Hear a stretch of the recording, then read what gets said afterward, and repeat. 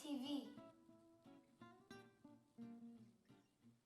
I am working hard.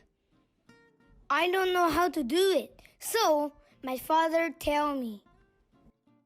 I don't know why so many pieces. We have big size and small size. I open the box.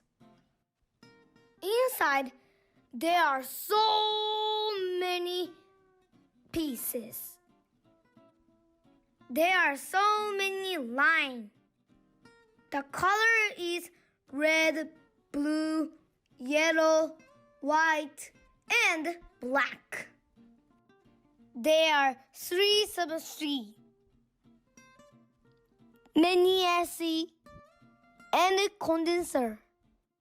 There are so many buttons and switch. Open the screen. I see a whiteboard. Why the whiteboard? But I can see color TV. It's just like a big white paper. I put it back. I want to watch TV, but it was broken. Oh my goodness. I asked my father, "What's the problem?" My father say, "I don't know.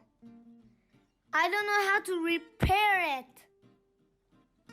My poor TV.